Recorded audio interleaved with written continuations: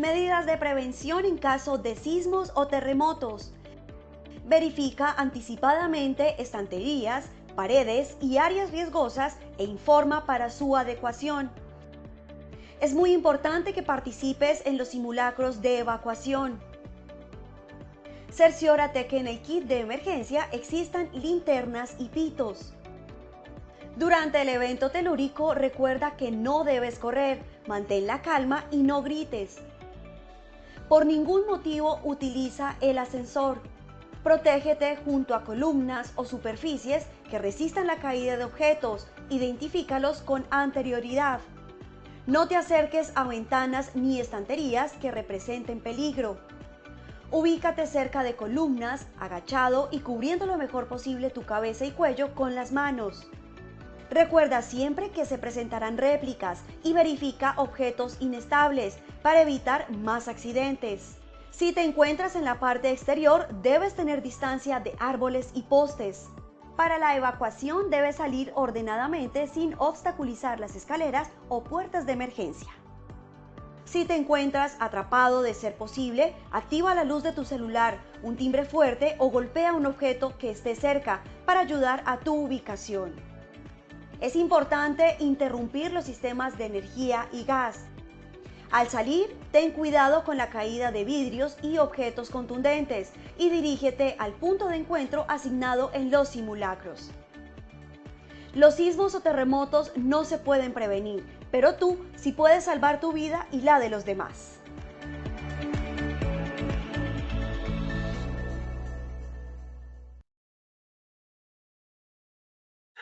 Muy buenos días para todos nuestros asistentes. Reciban un cordial saludo desde Positiva Compañía de Seguros y Positiva Educa. Soy Wilmer Carrasquilla y les doy una muy especial bienvenida a nuestra acción educativa de la Comunidad Nacional de Conocimiento en Gestión del Riesgo de Emergencias y Desastres, con la temática titulada Respuesta Comunitaria ante Emergencias.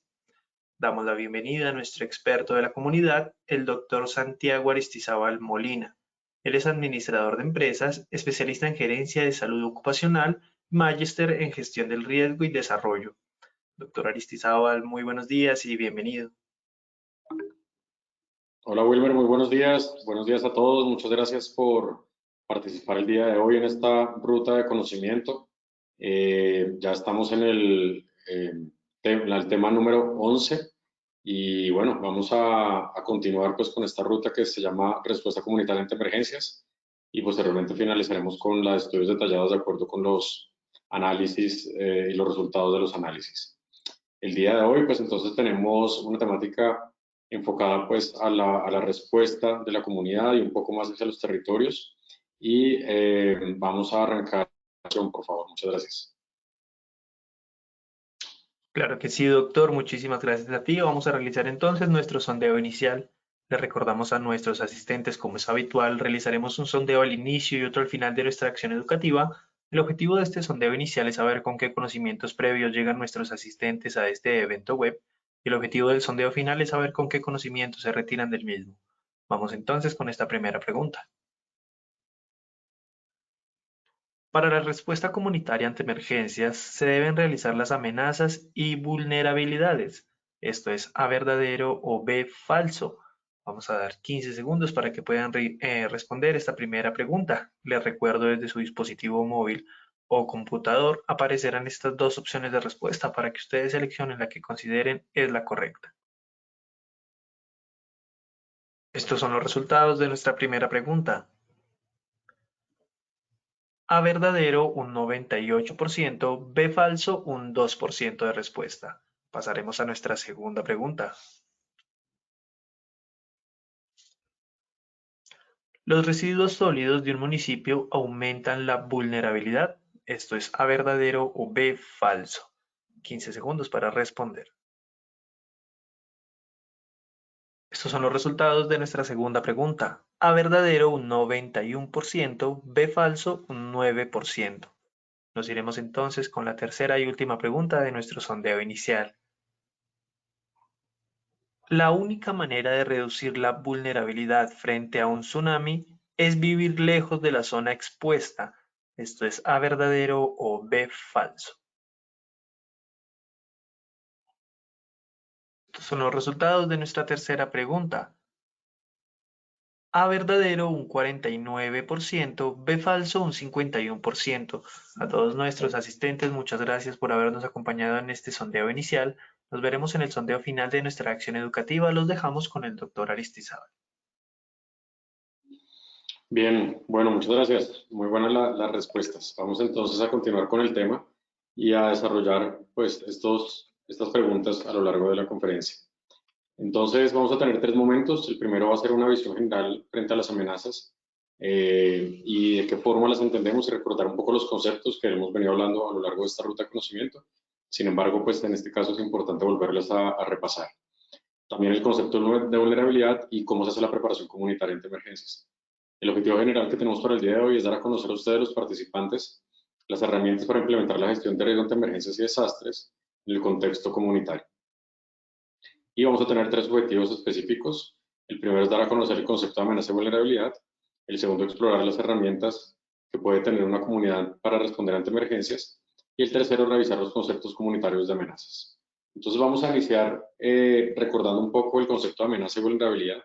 Nosotros pues tenemos acá una gráfica en la cual se muestra pues cuál podría ser la amenaza, qué sería la vulnerabilidad, que sería este elemento que está expuesto a esta amenaza, y pues cuál sería el riesgo. Esta es la combinación de estas 2 variables. Recordemos pues que en conferencias anteriores hemos detallado mucho este concepto frente a cuál el riesgo está dado por la combinación de estas 2 variables. Si no existe alguna de estas 2 variables, pues no tendremos riesgo en este caso. Sin embargo, pues acá como lo estamos enfocando un poco a los temas comunitarios, podemos ver pues la amenaza, un tema de una caída de roca. El riesgo es que la roca se deslice y la vulnerabilidad, pues este es el elemento expuesto y tenemos la combinación de las 2. Vamos a revisar un poco también depende de que seamos vulnerables y dependemos principalmente de que se presenten daños o pérdidas en los bienes sociales, económicos, ambientales de la comunidad a la cual está expuesta. Y esta comunidad tendría que ser susceptible de ser dañadas, es decir, genera una vulnerabilidad. Igualmente, igualmente es vulnerable una comunidad que habita en un territorio que estén estos bienes en los cuales están expuestos. Entonces también están las personas, los bienes también. Y somos vulnerables cuando estamos expuestos a sufrir daños o pérdidas. Y cuando un fenómeno natural o generado por el hombre, es decir, natural o antrópico, se presenta y nosotros podemos sufrir efectos adversos, estamos en situación de vulnerabilidad. Entonces, ¿de qué depende que somos vulnerables? De la susceptibilidad de daños, de la comunidad que habita en un espacio físico en el cual está expuesto a cierta amenaza y también que estemos nosotros en situación de vulnerabilidad. Vamos a desarrollarlo un poco en la siguiente diapositiva. Entonces, por ejemplo, si hay lluvias muy fuertes prolongadas y vivimos a orillas de un río, somos vulnerables porque hay riesgo de que una inundación acabe con nuestra casa o nuestras vidas. Y también cuando decidimos quemar maleza y estamos en medio de una sequía, se corre el riesgo de producir un incendio de grandes magnitudes que puede acabar con cultivos cercanos, aledaños o viviendas cercanas también. Ahora bien, la vulnerabilidad es un factor de riesgo interno a las personas, a los bienes a los cuales están expuestos, a una amenaza específica existente en el territorio. Y la vulnerabilidad también depende de varios factores que tienen que ver con, principalmente, la forma como a lo largo de la historia se ha ocupado el territorio. Entonces, estamos empezando a hablar nuevamente, si estoy hablando de un río y estoy muy cerca del río, pues la ocupación de este territorio, de esta zona de amortiguación del río, pues no fue adecuada, y a lo largo del periodo de tiempo en el cual estamos viendo, pues como esta imagen o esta foto, pues hemos generado una ocupación muy cercana y tal vez errónea frente a estos territorios. También tenemos las condiciones sociales, económicas, culturales, educativas o políticas del territorio al cual está expuesto. Y también, digamos, si soy hombre, mujer, niño, niña, anciano, población indígena, afrocolombiana, campesina. Y vamos a desarrollarlo un poco más en la siguiente diapositiva, en donde tenemos varios tipos de vulnerabilidades. No hay una sola vulnerabilidad en los temas comunitarios, sino vamos a tener varias vulnerabilidades. Algo similar a lo que nosotros hablamos frente a los temas de vulnerabilidad cuando hablamos en temas de empresa, en donde tenemos vulnerabilidades específicas frente a cada una de las amenazas. Acá también vamos a empezar a desarrollar un poco las vulnerabilidades específicas de una comunidad o de un territorio. Esta primera es la vulnerabilidad física, y la vulnerabilidad física principalmente es la ubicación de nuestras casas, oficinas, de un puente o una carretera con respecto a la amenaza, a la calidad o resistencia de los materiales con el que estén hechas, las construcciones en las cuales estamos nosotros y si pueden incidir en el aumento o disminución de ese tipo de vulnerabilidad. La vulnerabilidad también puede variar dependiendo de la amenaza a la cual está expuesta a los bienes. Por ejemplo, si tenemos una casa construida sin condiciones de sismoresistencia y estamos en una zona donde ocurren sismos frecuentemente, pues posiblemente tenemos una vulnerabilidad un poco más alta. Sin embargo, si es una construcción en madera, la vulnerabilidad frente a un sismo no es muy alta, pero sí frente a un incendio. Entonces, basados pues como en toda la parte física, desde la ubicación y la forma en la cual están construidas nuestras viviendas o nuestras oficinas o nuestra infraestructura, pues empieza a tener un tono de vulnerabilidad diferente. También tenemos vulnerabilidad económica y vulnerabilidad ambiental. La vulnerabilidad económica es cuando las condiciones de pobreza de las comunidades de bajos recursos económicos o inadecuado de los mismos nos impiden cambiar de sitio de vivienda a pesar de que estén en zonas de amenaza. Cuando la falta de empleo también no nos permite dar atención médica adecuada para nuestros hijos, por ejemplo, somos vulnerables, por ejemplo, a una epidemia de cólera, donde llega una epidemia a una comunidad y por esta ausencia de condiciones económicas pues no podemos tener una atención médica viable y adecuada para las personas que están expuestas. También hay una vulnerabilidad ambiental y es cuando nos exponemos a las contaminaciones de agua, a la baja disponibilidad de fuentes de agua potables que disminuyen los nacimientos de agua. El agua es fundamental en todas nuestras comunidades, principalmente para todos los temas de saneamiento, para todos los temas de lavado de manos. Si no hay un buen lavado de manos para la comunidad, principalmente de niños, de ahí para allá tenemos unas grandes epidemias pues, de cólera y otras enfermedades y diarrea principalmente, que genera pues, otra gran cantidad de complicaciones. Y también cuando nosotros no hacemos un mantenimiento adecuado de vehículos, de motores y se genera gran contaminación del aire, tenemos una vulnerabilidad ambiental bastante grande, no solamente por la ausencia de recursos que nosotros tenemos, sino por la contaminación del ambiente en el que nosotros estamos. Y también tenemos unas otras vulnerabilidades en donde tenemos vulnerabilidad educativa. En esta vulnerabilidad educativa es cuando pues, las escuelas o colegios o la educación que existe en cierta comunidad no proporciona un buen conocimiento del territorio ni sus dinámicas, tanto físicas como sociales, y cuando la educación es de baja calidad y está descontextualizada respecto a su contexto y entorno inmediato. Entonces, pues acá nosotros tenemos en ocasiones, hay comunidades donde hay una ausencia muy marcada frente a lo que se les está enseñando pues a los niños principalmente y a toda la comunidad en general, frente a cuál es su territorio, cómo está compuesto su territorio y cuáles son las amenazas que pueden estar dentro de su territorio también. También entendemos otra vulnerabilidad cultural, cuando ignoramos la memoria colectiva, las historias del territorio en la que vivimos, cuando hay bajo o nulo acatamiento de las normas, cuando desconfiamos de las instituciones y cuando no confiamos en nuestros vecinos. También tenemos una vulnerabilidad política cuando no hay participación comunitaria, cuando la capacidad de gestión de los líderes políticos y comunitarios es baja y cuando el poder está concentrado en unas pocas personas.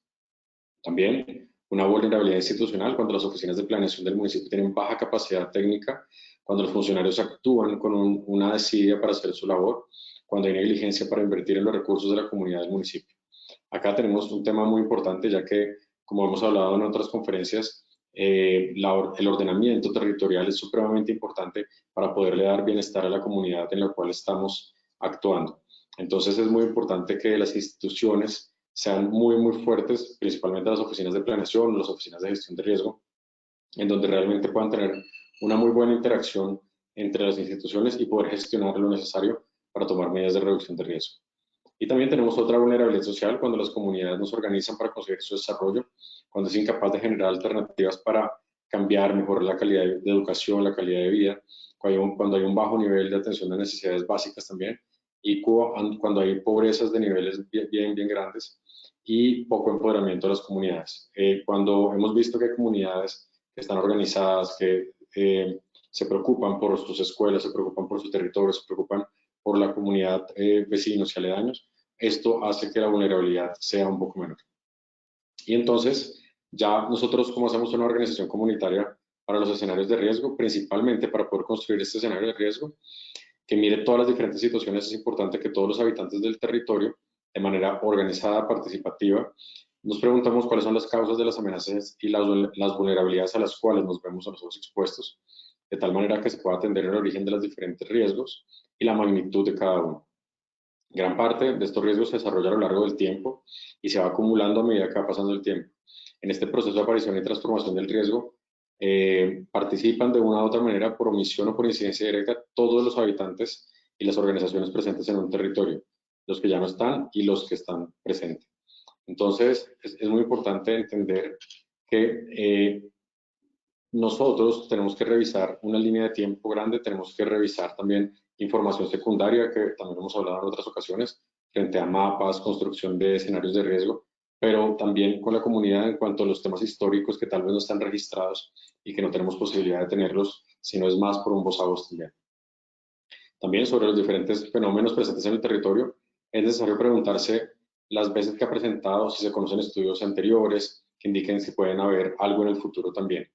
Y sobre lo que se ha presentado es importante saber cuántas veces se ha presentado, si es un tema frecuente o no, en dónde han ocurrido, cuál es el territorio exacto en el cual han ocurrido, a quiénes han sido afectados, si población, si casas, si ríos, si cultivos, cuánto tiempo ha durado, si ha sido una emergencia, un desastre pues de corto tiempo o de largo aliento, y en qué época del año ha sucedido, para empezar a determinar si hay algún patrón que nos pueda indicar cómo podemos trabajar hacia adelante. También es muy importante que entender que nuestra amenaza es vulnerable de un día para otro. Las situaciones van cambiando de acuerdo con el paso del tiempo y con las condiciones que hacemos, y con las acciones, perdón, que hacemos o dejamos de hacer. Entonces es muy importante entender pues que esa vulnerabilidad de las comunidades no se da porque sí, sino es la acumulación de muchas acciones a lo largo del tiempo. También es importante entender que cuando pocas personas habitan en un terreno, por ejemplo, el impacto de las basuras y las aguas negras que se botan en el aire libre puede no construir un escenario de riesgo para la salud, pero cuando hay más y más familias y empieza a crecer la comunidad, pues este tipo de situaciones puede empezar a generar gran cantidad de complicaciones. Por ejemplo, vamos a retomar un tema de la gestión de residuos sólidos, ya que la interacción de los residuos sólidos de las comunidades y la gestión de riesgos ante emergencias y desastres es vital. Entonces, tenemos varias problemáticas asociadas a la gestión de residuos sólidos. Una, por la naturaleza de los residuos. Dos, por el procesamiento de los residuos. Tres, por la disposición final. Y por la naturaleza de los residuos mientras se descomponen. Entonces, acá tenemos pues imágenes de lo que puede llegar a suceder en cuerpos acuáticos, en donde el agua, que es vital y es fundamental para todas las comunidades, empieza a tener una gran contaminación por los residuos sólidos que le empiezan a llegar allá. ¿Y cuál sería la interacción de los residuos sólidos con la gestión de riesgos ante emergencias y desastres? Principalmente la interacción de los residuos es que ellos pueden ser una fuente de riesgo superior a las que nosotros ya tenemos. Entonces, esos residuos que han sido mal manejados, mal almacenados y de pronto mal en estado de descomposición, nos pueden empezar a elevar la vulnerabilidad de las comunidades.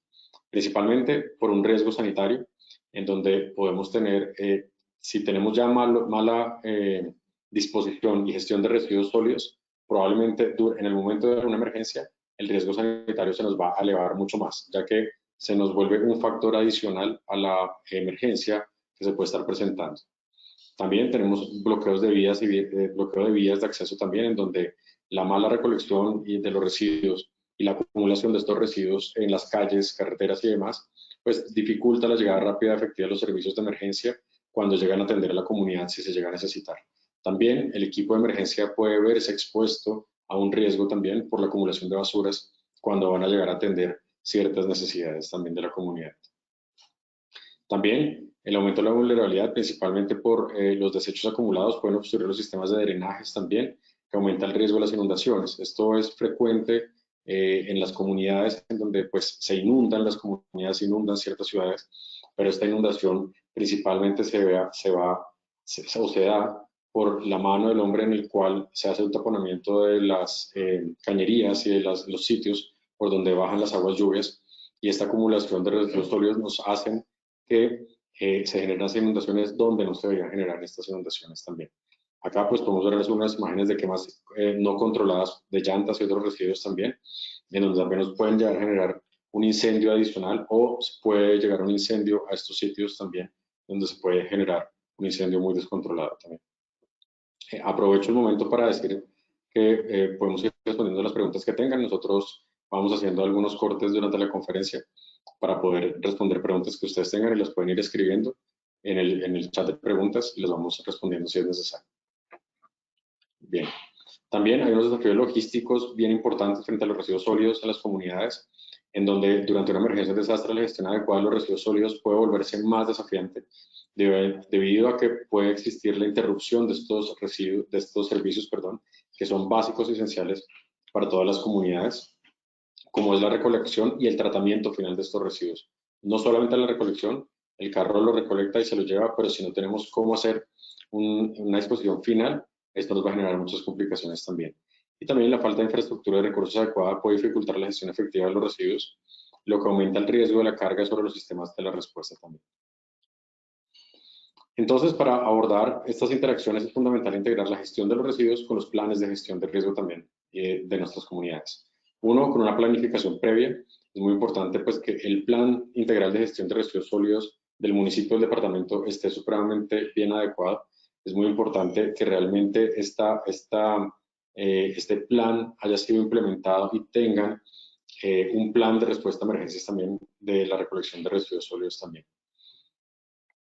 Tenemos una pregunta, vamos a responder.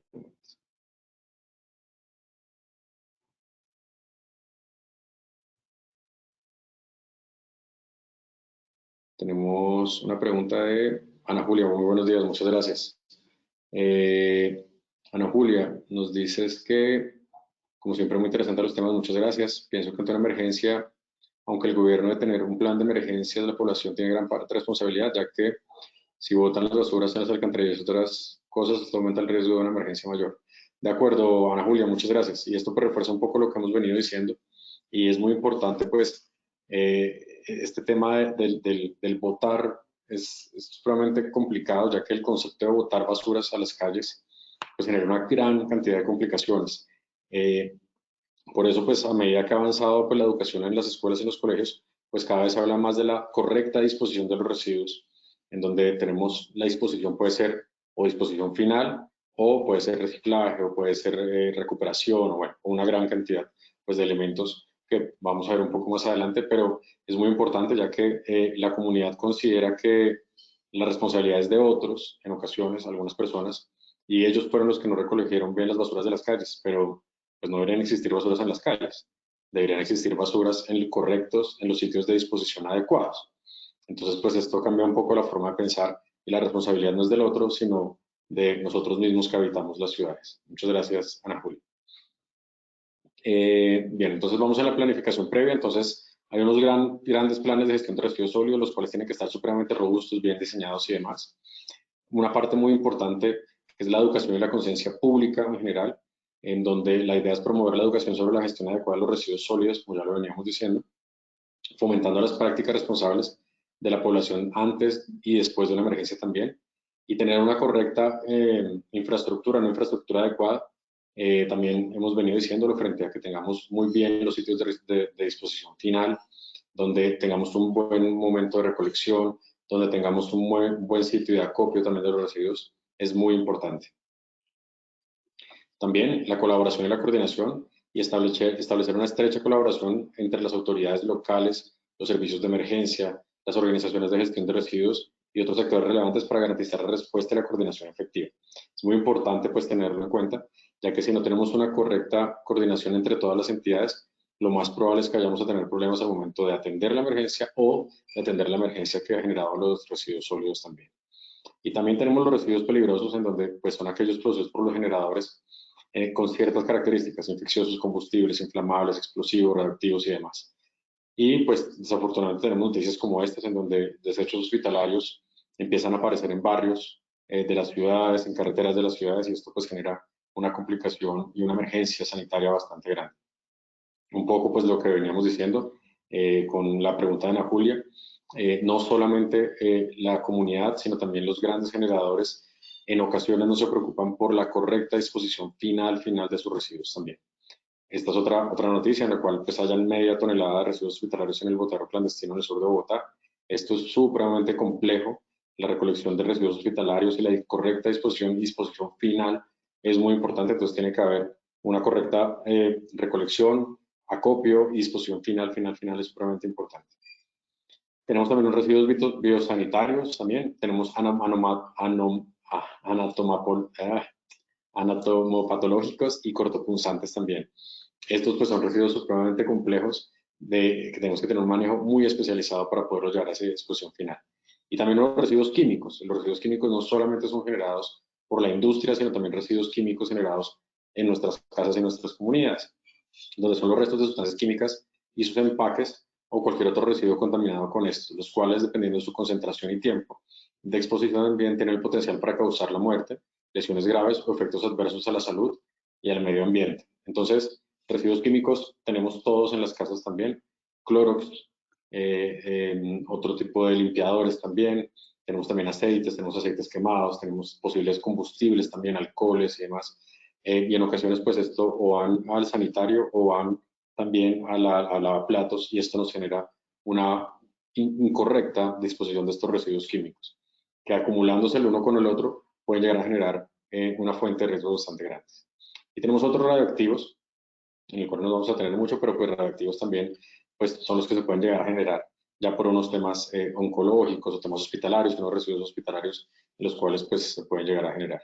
Ya que tenemos un ejemplo bien interesante frente a nosotros como comunidad, cómo podemos empezar a pensar de qué forma las amenazas nos pueden llegar a generar a nosotros ciertos niveles de riesgo y de qué forma nosotros podemos empezar a gestionarlos para poderlos llevar a un correcto, una correcta gestión de reducción de riesgo. Entonces, en la parte de, no sé si ustedes ven el puntero o no, pero tenemos una parte en donde tenemos las amenazas y, por ejemplo, en este caso es un ejemplo en donde tenemos una amenaza de movimiento en masa y acá se desprenden dos flechas. Uno, cuáles serían las causas de las amenazas y cuáles son las vulnerabilidades que yo como comunidad o yo como persona tengo frente a estas amenazas. Vámonos por la parte superior. Y en la parte superior tenemos cuáles serían las posibles causas de esta amenaza. Uno, tenemos erosión. Dos, tenemos deforestación, lluvias intensas, rellenos de las laderas, explotación de las canteras o mal manejo de las aguas servidas. ¿Cuáles serían los factores detonantes de esta amenaza? ¿Cuáles serían algunos de los responsables? Entonces, en los temas de erosión podemos tener una naturaleza, puede ser una erosión dada por ciclos naturales o también por la comunidad o por la empresa privada o por autoridades locales. ¿Qué otros responsables en temas de deforestación? La comunidad o la empresa privada principalmente. En lluvias intensas, ¿cuáles serían los responsables? Pues de la naturaleza. En rellenos en las laderas, de la comunidad o la empresa privada también. En exploración de canteras, la empresa privada, la comunidad o el Estado. Y el mal manejo de las aguas, la comunidad y las autoridades locales. Entonces empezamos a desarrollar un listado de ítems de, bueno, cómo podemos nosotros entender un poco cuáles son las causas de estas amenazas. Sin embargo, también vamos a empezar por la flecha de abajo, en donde tenemos las vulnerabilidades, y hay diferentes vulnerabilidades a las cuales yo como comunidad o nosotros como comunidad podemos estar expuestos, en este ejemplo en el que estamos dando. Y son los que hablamos un poco al principio: física, ambiental, económica, política, organizacional, educativa y cultural. ¿Y cuáles son algunas de las causas de las vulnerabilidades? Entonces, inicialmente, ejemplo, física, tenemos una ubicación de viviendas en zona de deslizamiento. Ambiental, entonces tendríamos una exploración inadecuada de los recursos naturales, daños a ecosistemas. Económica, podríamos llegar a tener falta de recursos para comprar o vivir en otra zona diferente, si yo me necesitaría trasladar esta comunidad de un punto A a un punto B. Mal uso de los recursos, fallas en emprendimientos también. Política, las autoridades no controlan el uso de las zonas de la ladera, baja participación de la ciudadanía. Organizacional, líderes poco confiables, baja capacidad de organizarse. Educativa, una carencia en la inclusión de la gestión de riesgo en la educación formal y no formal e informal. Y cultural, no hay memoria colectiva frente a los deslizamientos, ni tampoco en el Estado, pues en esta comunidad que se puede llegar a generar. Hay una falta de adopción del territorio también. ¿Y cuáles serían algunos responsables de estas vulnerabilidades? Principalmente, entonces, en la parte física tenemos la comunidad y el Estado. En la parte ambiental tendríamos la comunidad, el Estado y el sector privado. En la parte económica tendríamos el modelo de desarrollo económico que profundiza esta exclusión y la desigualdad, la comunidad y el Estado. En política tendríamos la comunidad del Estado, en organizacional la comunidad, en educativa el sector educativo y cultural la comunidad del Estado. Esto es, pues, en el ejemplo de una amenaza de movimiento en masa. Posteriormente, cuando ya tenemos pues como todo este panel completo frente a lo que nosotros podemos llegar a hacer, empezamos a identificar, después de la combinación de amenaza y vulnerabilidad, empezamos a identificar cuáles pueden ser los posibles riesgos frente a daños y pérdidas que se pueden llegar a presentar. Entonces, acá se hace un listado general detallado, ojalá lo más detallado posible, frente a cuáles podrían ser los daños y pérdidas que se pueden presentar. Entonces tendríamos, por ejemplo, una pérdida de la vida de los integrantes de 5 familias, daños en cultivos que se puedan presentar, pérdidas de 5 viviendas, alteración de los medios de vida, daño en la escuela y posibles pérdidas de vida de los estudiantes, daños al río por escombros y posibles taponamientos e inundaciones y pérdida de la biodiversidad. También recordemos pues que en este ejemplo, así lo estamos haciendo solamente de una amenaza que es movimiento en masa, nos puede llegar a desprender otra cantidad de emergencias también. Este deslizamiento y esta remoción en masa puede llegar a generar un taponamiento de un río y ese taponamiento de un río puede llegar a generar inundaciones donde no se habían presentado inundaciones también. Entonces, pueden haber varios eventos que se pueden llegar a dar por la materialización de una de estas amenazas. No más. Bien, entonces, ¿de qué forma podemos tener algunas medidas para corregir las causas de las amenazas? Entonces, uno, podríamos tener una diversificación de los sembrados, una reforestación, hablando en la parte superior, donde tenemos la parte de erosión, sí, que no cabe pues como en la pantalla, pero teniendo una línea de trabajo, tenemos la línea superior, que la línea superior es todas las causas de las amenazas. Entonces, tenemos algunas medidas para corregir estas amenazas, es la diversificación de sembrados y reforestación con especies nativas también. No se puede hacer nada contra la lluvia, acabamos en lluvias intensas, entonces en lluvias intensas pues no se puede hacer nada. Y eso también es importante tener en cuenta hasta dónde nosotros podemos llegar. Asesorar sobre la estabilidad del suelo, exigir la recuperación del suelo y canalización de las aguas negras y contar con un acueducto también adecuado. Posteriormente, podemos pasar algunas medidas para evitar que existan amenazas en el futuro. Entonces, esto es no solamente unas correcciones preventivas de hoy, sino también ver hacia el futuro nosotros qué podemos llegar a hacer en nuestras comunidades para poder evitar que esto se pueda llegar a repetir. Entonces, fomentar prácticas agrícolas que se controle la erosión y la sedimentación, declarar ese suelo como protección a través del POT. Todo lo que es ordenamiento territorial es supremamente importante y esto alimenta los planes de ordenamiento territorial. No se puede hacer nada contra la lluvia, nuevamente volvemos al mismo. Contra la lluvia, pues no podemos controlarlo. Capacitación técnicas en construcción también. Declarar zona de actividad de protección para amenaza de riesgo a través del POT. Definir zonas de expansión a través del POT también. Entonces, acá empezamos a tener un montón de instrumentos de ordenamiento territorial de los cuales vimos en las conferencias pasadas, que puede ser importante empezar a implementarlas para poder tener todo un control frente a estas amenazas también. Y en la parte inferior, recordemos que estamos hablando sobre las vulnerabilidades. Y las vulnerabilidades, entonces podemos tener algunas medidas para corregir las causas de las vulnerabilidades. Tenemos reubicación de viviendas, educación ambiental y capacitación comunitaria, programas de empleo, inclusión social, reducción de la pobreza, capacitación a los tomadores de decisiones y comunidad y fortalecimiento y participación y veeduría ciudadana, empleo de mecanismos de participación, educación con calidad y recuperar tradiciones y conocimientos ancestrales. Entonces, como pueden ver, estas vulnerabilidades que son físicas, ambientales, económicas, políticas, organizacionales, objetivas, culturales, cada una va a tener también un plan de acción y es acá donde empezamos a poder trabajar mucho en las vulnerabilidades específicas, en este caso, frente a cada una de las comunidades. ¿Y cuáles son las medidas para evitar que existan vulnerabilidades en el futuro? También pensamos en que tenemos que definir un uso del suelo a través del POT o los esquemas de ordenamiento territorial, declarar zonas de protección ambiental del POT también, generar unos proyectos productivos, proyectos para la creación de empresa, educación de calidad, capacitación y organización comunitaria. Capacitación y organización comunitaria se vuelve a repetir también, donde tenemos acá temas de política organizacional, educación de calidad y vincular a los estudiantes con la historia del territorio. Esta parte de inferior de la cultural, en donde la memoria de la comunidad es muy importante, traerla y ojalá documentarla, ya que esto nos puede servir mucho para tener información frente al cómo manejar nuestros riesgos en nuestra comunidad, en donde tal vez no hay muchos estudios detallados o no hay mucha historia ya contada. Y es así, esta es una herramienta que se puede utilizar, sin embargo, también podemos llegar a tener otras herramientas también, y acá tenemos pues algo muy interesante frente a cada una de las amenazas que se puede llegar a presentar al interior de la comunidad. Y vamos a ver unos ejemplos frente a varios escenarios de amenaza, sismos, inundaciones y demás. Entonces, inicialmente los sismos, pues ya hemos venido hablando un poco de los sismos a lo largo de estas temporadas también estamos viendo unos videos muy interesantes también que nos está pasando Positiva, pero acá tenemos una primera parte y es conocer. Son los fenómenos de origen natural que se producen por movimientos y choque de las placas tectónicas, y como pueden ver en la pantalla el número 1 pues nos está indicando dónde serían las placas tectónicas, y fallas geológicas, que es el número 2, en donde podemos tener un terreno que aparentemente es estable, pero tenemos unas fallas que se están presentando, que son en ocasiones a simple vista también, que son las fases geológicas de la corteza terrestre y no se pueden predecir. Los sismos liberan energía produciendo movimientos del terreno y el punto donde se libera la energía se conoce como foco, que es el número 3 que ven aquí en su pantalla. Y su proyección a la superficie se llama epicentro. Entonces, en la parte de arriba se llamaría epicentro. Con los sismos, las edificaciones mal construidas pueden derrumbarse, causando daños o pérdidas a varias vidas y bienes, y también puede ocasionar incendios por rupturas de las tuberías de gas o deslizamientos que se presentan en un río y luego producen una inundación. Entonces, como pueden ver, tenemos un factor detonante que puede ser un sismo, pero este sismo a su vez nos puede llegar a generar otras dos emergencias adicionales.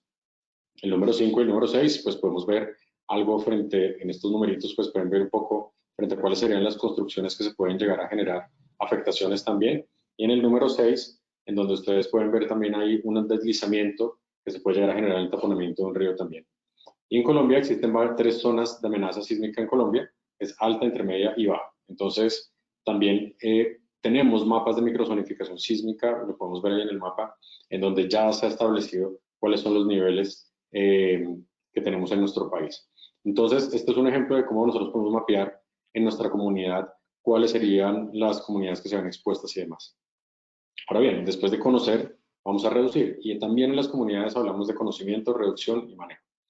Y en reducir tenemos que una vivienda o escuela, el trabajo están ubicadas en zonas de amenaza sísmica media o alta, y lo más importante es que sean sismo resistentes. Entonces, pues, vemos que esa infraestructura crítica para una comunidad debe estar muy bien cuidada.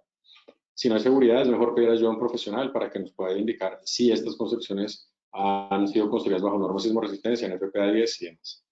Asegure que las paredes, muebles y objetos pesados, asegurar las paredes de los muebles y objetos pesados para evitar que se caigan. Y recuerden que la mayor cantidad de daños que se pueden presentar a las personas en un movimiento sísmico son por elementos no estructurales, es decir, cosas que se puedan caer a las personas, fachadas de edificios y demás. Hay que reubicar objetos pesados que se puedan hacer daño y tener pólizas de seguros para proteger el patrimonio. No solamente es resistir el movimiento sísmico, sino también si se presentan daños, de qué forma voy a recuperar yo algo económicamente. Y prepárese, es muy importante. Entonces acá tenemos conocer, reducir y prepararnos, y en donde es importante participar en los simulacros de protección, ubicarse en sitios seguros también, agáchese y cúbrase y sujétese. Entonces acá tenemos el número 10, pues como una comunidad hace estas preparaciones. Actualmente pues hace mucha preparación frente a los movimientos sísmicos, hay mucha información en nuestro país afortunadamente. Participar en los simulacros de evacuación, identificar zonas seguras y puntos de encuentro, alistar una maleta con documentos y medicamentos importantes, provisiones de agua, alimentos para la familia y no olvidar los animales domésticos. Y antes de evacuar, cierre registros de agua, energía y gas. Y durante la evacuación, protegerse de la caída de elementos que puedan hacer daño, verificar estados de vivienda antes de regresar y mantenerse atento a las indicaciones del Sistema Nacional de Gestión de Riesgo ante Emergencias y Desastres. En temas de volcanes, importantísimo que nuestra comunidad conozca y conozca desde su interior cómo funciona un volcán. Entonces acá tenemos una explicación, digamos, bien organizada frente a lo que es un volcán. Y desde su interior, algunas zonas del planeta emergen diferentes tipos de emisiones de material, como elementos piroclásticos, cenizas y bloques pequeños de roca, que reducen la visibilidad, hacen colapsar techos, interfieren en las ondas de radio, dañan cultivos, bosques y animales y producen problemas respiratorios. También pueden existir flujos de lava, que es el número 2 que ustedes pueden ver ahí, en donde es roca derretida que arroja el volcán para recorrer varios kilómetros a su alrededor, incinerando todo lo que se encuentra a su paso. Y también tenemos flujos piroclásticos. Y estos flujos son la mezcla de los gases y material sólido caliente. Entre los efectos se encuentra la asfixia, el enterramiento e incineración de todo lo que está a su paso. También los lahares, entonces son debidos al calentamiento de la zona. Cuando tenemos volcanes en donde están en una zona de los nevados, puede derretir capas de hielo, aumentando el caudal de los ríos y quebradas de una forma muy exponencial, produciendo avalanchas de roca, lodo, hielo, árboles, que se desplazan entre las corrientes a grandes velocidades cuesta abajo. Y también podemos llegar a tener inundaciones. Los materiales arrojados en el volcán pueden taponar los cauces de los ríos y generar inundaciones. Entonces, pues, estos numerales, estos ítems, estos 5 ítems, nos pueden llegar a generar toda la fase de conocimiento también frente a un volcán.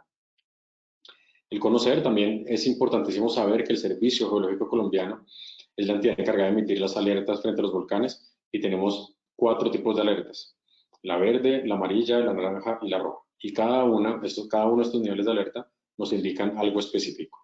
Entonces tenemos una alerta verde que está activo y que su comportamiento es estable. Tenemos una alerta amarilla en donde se indica que hay algún cambio en el comportamiento. Hay que empezar a conocer las rutas de evacuación, cuáles son los puntos de encuentro, probar una posible erupción. Hay que alistar el kit de emergencias y estar pendiente de la información. Y también tenemos una alerta naranja en donde es una probable erupción. Hay que alistar el kit de emergencias y estar pendiente de la información. Y tenemos una alerta roja en donde hay una erupción inminente. Mantener la calma, seguir las indicaciones de la evacuación de todas las autoridades también. ¿Cómo podemos reducir? Entonces, en este caso, la única medida para reducir la vulnerabilidad es vivir o ubicarse lo más lejos posible de la zona. Y pues acá tenemos el número 6, en donde podemos ver unas casas mucho más alejadas. Entonces, frente a los volcanes, para reducir, pues es muy difícil. No hay nada más que hacer, sino, si yo no quiero estar expuesto a esta amenaza de volcán, pues debería trasladarme hacia un sitio en donde no estoy cerca del volcán. ¿Y cómo me puedo preparar? Participar en los simulacros de evacuación del municipio, también conocer las rutas para los sitios seguros también. Acá podemos ver el número 7, en donde tenemos pues también unos espacios que han sido diseñados para poder acercarse allá en el momento de una posible erupción.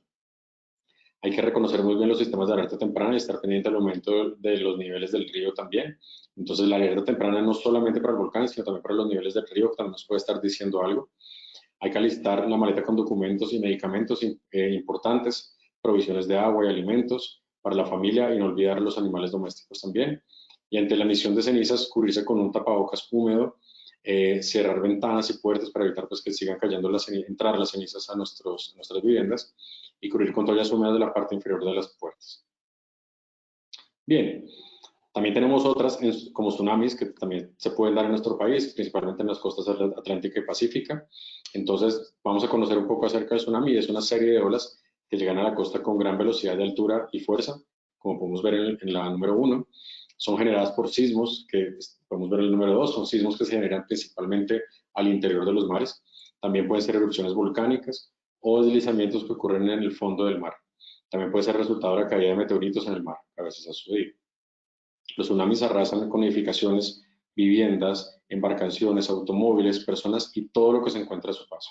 Es una fuerza muy grande. ¿Cómo podemos reducirlo? Acá nuevamente llegamos a la reducción en que la única manera de reducir la vulnerabilidad es vivir lejos de las zonas expuestas a los tsunamis. No hay forma de reducir la exposición la amenaza del tsunami. La única forma de reducir es la exposición frente a esta amenaza. ¿Y cómo nos preparamos? Entonces, principalmente participar en los simulacros de evacuación del municipio, identificando las rutas y las zonas de evacuación. Hay que identificar la alarma en caso de tsunami, cómo va a sonar, de qué forma suena, en dónde está ubicada, si yo la oigo o no. Observar el mar, si se aleja o disminuye su nivel extrañamente, como ven en la imagen número 4. Hay que alejarse de inmediato de la costa y dirigirse a un sitio alto que ya previamente se ha establecido, y evacuar de manera organizada, caminar rápido, no correr, y el mar regresará a las olas de gran altura y fuerza. Entonces, pues ya cuando ya se ven las olas muy grandes, pues ya es un tiempo muy corto para poder yo hacer algo. Hay que adecuar un sitio de encuentro y tenga a la mano una maleta de documentos y medicamentos importantes, provisiones de agua y alimentos. Si vives cerca de una playa y ocurre un sismo, evacúe inmediato al sitio seguro, es decir, no hay que esperar un poco a ver si sí o a ver si no. No se retire a las zonas seguras hasta que lo indiquen las autoridades del Sistema Nacional de Gestión de Riesgo, e iniciar labores de limpieza y remoción de los escombros cuando las autoridades lo indiquen. Bien, y aquí vamos un poco a tormentas eléctricas, que también son de origen natural. Son amenazas que frecuentemente se presentan en las comunidades, y tenemos una tormenta eléctrica, es un fenómeno meteorológico caracterizado por la presencia de rayos y truenos. Por lo general están acompañados por vientos fuertes, lluvia y a veces granizo. También pueden presentarse sin presencia de lluvias. Y las tormentas pueden causar inundaciones, caídas de árboles y otras estructuras, generando daños materiales o la pérdida de vidas humanas.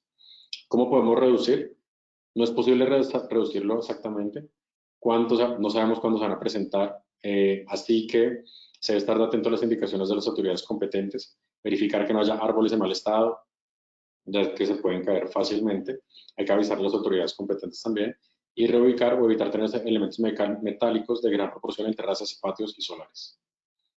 ¿Cómo nos podemos preparar? Primero, pues mantener dentro de la vivienda, dentro de una casa, desconectando aparatos eléctricos cuando se empieza a generar esta tormenta eléctrica, evitar la cercanía con las estructuras metálicas, alejarse de los ríos, lagos y piscinas, alejarse de los árboles grandes y aislados del campo.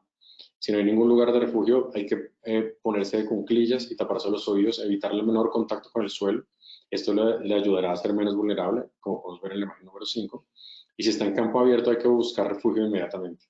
Hay que informar las empresas de servicios sobre árboles caídos, cables y postes que pudieron llegar a haber caído por efecto pues, de la tormenta. Y evitar estar cerca de infraestructuras como torres, árboles altos también, líneas telefónicas y tendidos eléctricos. Bien, y ¿cómo podemos conocer la fase de vendavales? Entonces acá pasamos pues a la fase de vendavales, en donde los vendavales también se presentan frecuentemente en nuestras instituciones, en nuestros municipios, en nuestros departamentos, y son ráfagas de viento bastante fuertes en una sola dirección que tiene una velocidad entre 50 y 80 km por hora y ocurren en periodos muy cortos de tiempo y recorren entre 1 y 2 kilómetros principalmente. Ocurren pues principalmente después de un día caluroso que es interrumpido por las nubes de gran tamaño y lluvias. Y esto se presenta mucho pues, en nuestras comunidades, en donde pueden causar daños a edificaciones, especialmente por las cubiertas, tejas, también ventanas, y pueden ocasionar caída de árboles y objetos, y no se puede saber cuándo van a ocurrir tampoco. En la fase de reducción, entonces tenemos pues identificar cuáles son las zonas en las que se ha ocurrido vendavales en el pasado. Hay que asegurar cubiertas, tejas, ventanas, avisos publicitarios y demás objetos que puedan arrasar con el viento, asegurar muy bien y anclar todos estos elementos que se pueden ver expuestos. ¿Y cómo me puedo preparar? Identificar sitios seguros para el refugio, observar partes o elementos de las edificaciones o entornos que puedan caer y alejarse de ellas.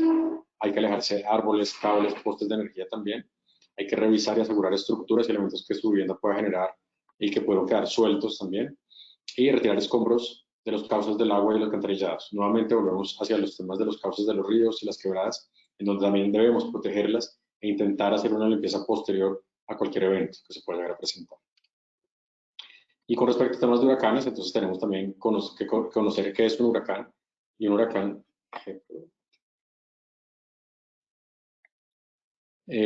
entonces los huracanes, pues cuando el agua del mar se calienta por encima de los 27 grados centígrados, se produce más una evaporación de aire húmedo, y este aire se eleva en forma de nubes, como pueden ver ahí en la gráfica número 1. Las nubes al enfriarse como si fuera una aspiradora empieza a succionar el aire húmedo y tibio que hay sobre el mar.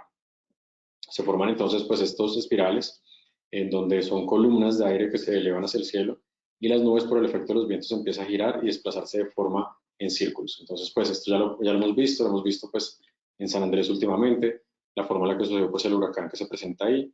Nosotros tenemos un centro, una posible reducción, y es averiguar si su vivienda se encuentra en zonas de huracanes también, no comprar o alquile o construir en zonas de huracanes también, asegurar techos, puertas, proteger las partes externas de las ventanas.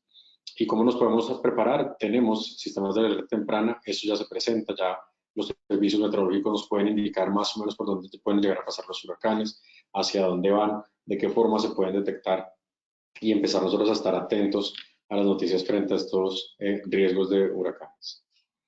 Bien, inundaciones. Entonces, las inundaciones pueden darse por muchas formas, ya sea de origen natural o de origen antrópico.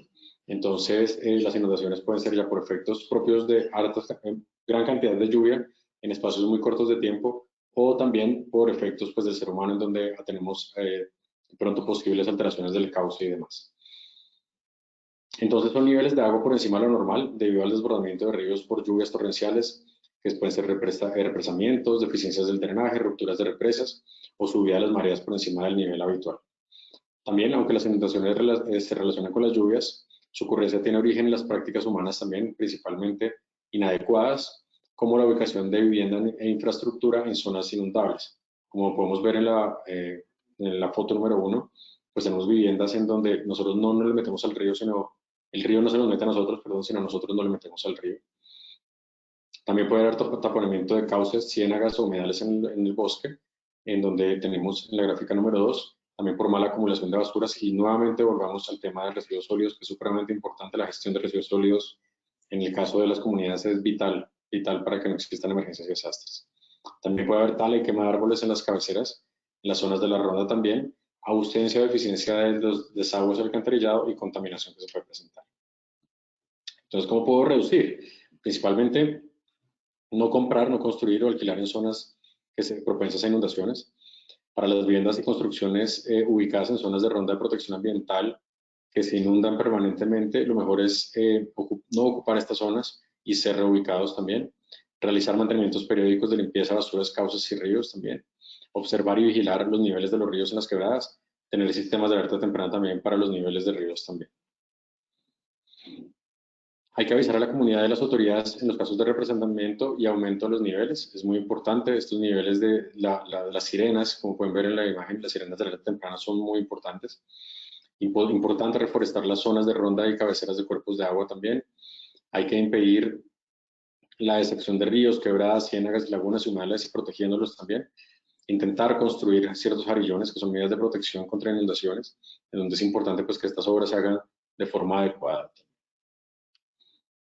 ¿Y de qué forma nos podemos preparar? Tenemos que buscar sitios seguros para poder evacuar, ir hacia sitios en donde podamos nosotros tener un cierto nivel de seguridad frente a estos ríos y tener a la mano la maleta con los documentos, medicamentos importantes y demás, y nuevamente tenemos nuestro kit de emergencias que tenemos que nosotros utilizar. Y acá ya hablamos un poco de los movimientos en masa.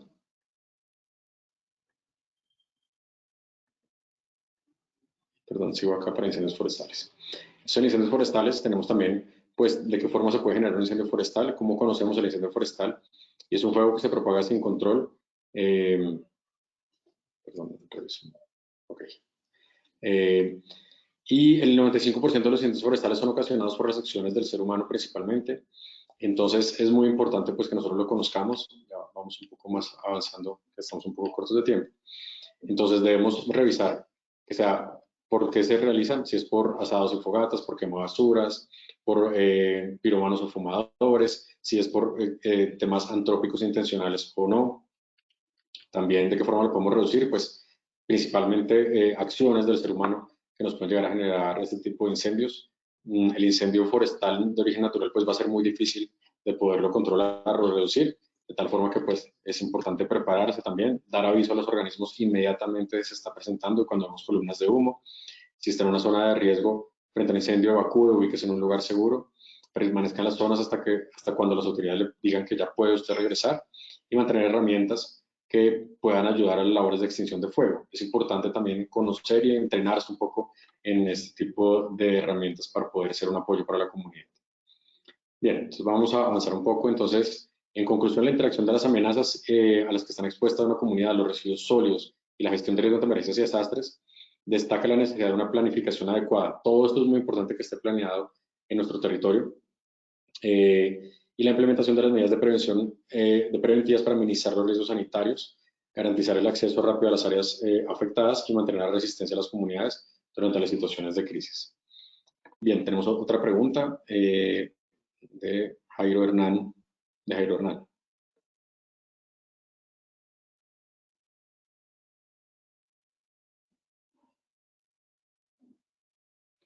Bueno, Jairo nos hace un comentario, principalmente dice que las entidades territoriales saben de todas estas amenazas, no aplican la normativa, actúan cuando ya está la emergencia. Bueno, Jairo, sí, en ocasiones sucede esto y por eso nosotros hablábamos un poco acerca de, voy a retornar un poco en esta diapositiva. Jairo nos dice, pues, las entidades territoriales saben de todas estas amenazas, no aplican la normatividad, actúan cuando ya está la emergencia. Por eso es tan importante hacer este tipo de ejercicios en el que estamos en la pantalla y es realmente la vulnerabilidad. Si tengo una vulnerabilidad comunitaria frente a los temas, ya sea política, organizacional, educativa o cultural, en este caso la pregunta, sería muy importante poderlo determinar y fortalecer estas vulnerabilidades para evitar pues, que esto se siga presentando. Y acá en la parte inferior podemos ver cuáles podrían ser las medidas que se pueden llegar a corregir y cuáles son las medidas que se pueden utilizar para poder corregirlo y que se vea a futuro algo diferente. Entonces, sí, Jairo, definitivamente en ocasiones sucede esto. Yo supongo pues que es por temas metodológicos, ojalá, pero pues también hay a veces en ocasiones hay ausencia pues de ese fortalecimiento institucional que nos puede llegar a nosotros permitir hacer una mejor gestión de respuesta ante emergencia y desastres en nuestras comunidades. Muchas gracias, Jairo. Entonces, Siendo así, creo que ya nos queda poco tiempo. Entonces, Wilmer, si podemos pasar a la evaluación, muchas gracias. Doctor Aristizábal, muchísimas gracias a ti por habernos acompañado en esta acción educativa y regalarnos esta información tan importante. Vamos entonces con esta primera pregunta de nuestro sondeo final. Para la respuesta comunitaria ante emergencias, se deben revisar las amenazas y vulnerabilidades. Esto es A, verdadero o B, falso. 15 segundos para responder.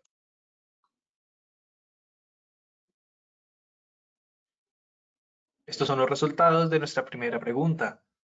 A, verdadero un 99%, B, falso un 1%. Doctor, ¿qué tal nos fue en esta primera pregunta? Bueno, muy bien. Muchas gracias. Efectivamente, nuevamente vuelve a aparecer el tema de amenazas y vulnerabilidades, que es supremamente importante. No solamente para revisarlo a nivel empresarial, sino a nivel territorial también es muy importante. Sin embargo, la visión y la forma de la revisión de amenazas y vulnerabilidades en la parte comunitaria tiene unas formas un poco diferentes de abordaje, pero pues sí, hay que seguir manejando el tema de amenazas y vulnerabilidades. Sí. Doctor, muchas gracias por la retroalimentación. Vamos con nuestra segunda pregunta. ¿Los residuos sólidos de un municipio aumentan la vulnerabilidad? ¿Esto es A, verdadero o B, falso?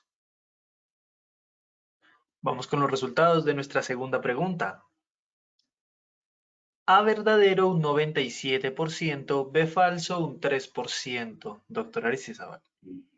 Sí, volvemos nuevamente a reforzar el tema de, es importantísimo la buena gestión de residuos sólidos en nuestras ciudades, municipios, barrio, bueno, en fin, desde lo más macro hasta lo más cercano que sería nuestro hogar. Es supremamente importante, ya que esto pues genera ese aumento de la vulnerabilidad de la que hablamos, taponamiento de cañerías, temas de origen biológico también, vectores que se pueden llegar a generar. Entonces es muy importante la correcta disposición de residuos sólidos y ojalá disposición final cuando son residuos que nos pueden llegar a generar conflictos en nuestra comunidad, como pueden ser temas hospitalarios, pueden ser residuos peligrosos y demás. Eso sí, muy importante. Doctor, muchas gracias. Vamos con nuestra tercera y última pregunta de esta acción educativa. La única manera de reducir la vulnerabilidad frente a un tsunami es vivir lejos de la zona expuesta. ¿Esto es A, verdadero o B, falso? A todos nuestros asistentes, muchísimas gracias por habernos acompañado en este sondeo final. Estos fueron los resultados de nuestra tercera pregunta. A, verdadero un 59%, B, falso un 41%. Doctor, ¿qué tal nos fue nuestra última pregunta? Bueno, ahí es importante pues como vamos como casi mitad y mitad. Entonces, si yo quiero reducir mi vulnerabilidad a cero, pues no me expondría a la amenaza de un tsunami. Sin embargo, yo puedo llegar a tener medidas de reducción, como las vimos en las gráficas, en las cuales pues puedo llegar a tener sistemas de alerta temprana, puedo llegar a tener una gran cantidad de esfuerzos para poderlos, para reducir mi vulnerabilidad. Tenemos muchos factores supremamente complejos pues, a nivel territorial, donde se tiene que implementar con una gran inversión económica, con una gran capacitación y entrenamiento. Sin embargo, si yo le quiero reducir a cero, me tendría que ir hacia un punto en donde no me vea expuesto. Pero sí tenemos varias medidas de reducción de mi vulnerabilidad.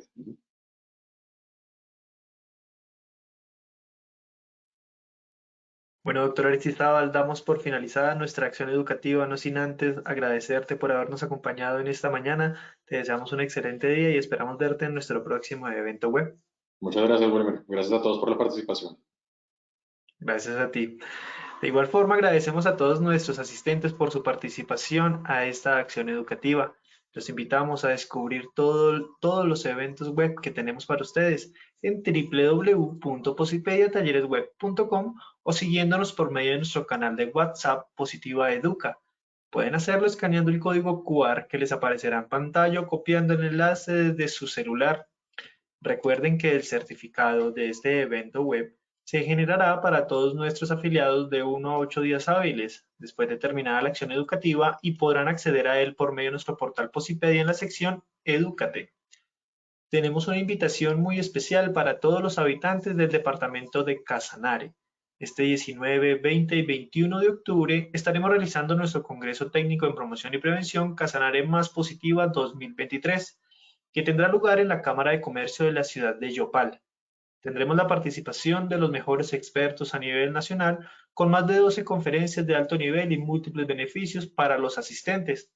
Recuerden que este evento es totalmente gratuito. Para mayor información y realizar su inscripción, pueden escanear el código QR que les aparecerá en pantalla o comunicarse al correo educa.certificados@positiva.gov.co. A continuación les dejamos un video de lo que vivimos en nuestros diferentes congresos. Que tengan un excelente día.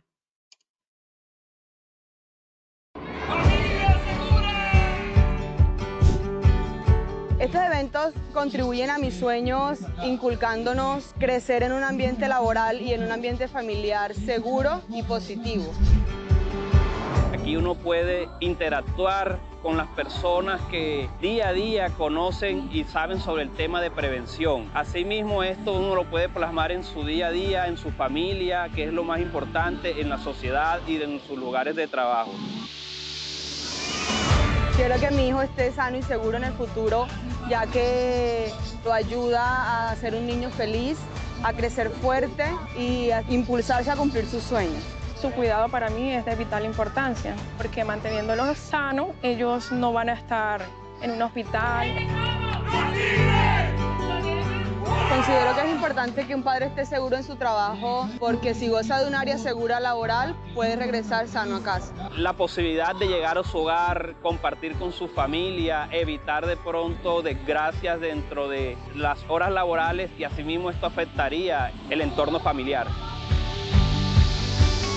Me comprometo a ser el brigadista de mi hogar. Me encargaré de enseñarle cómo es la prevención, cómo es el autocuidado. Quiero que mi hijo en el futuro esté sano y seguro. Me comprometo a ser brigadista de mi hogar, mantenerlo seguro. Me comprometo a ser brigadista de mi hogar.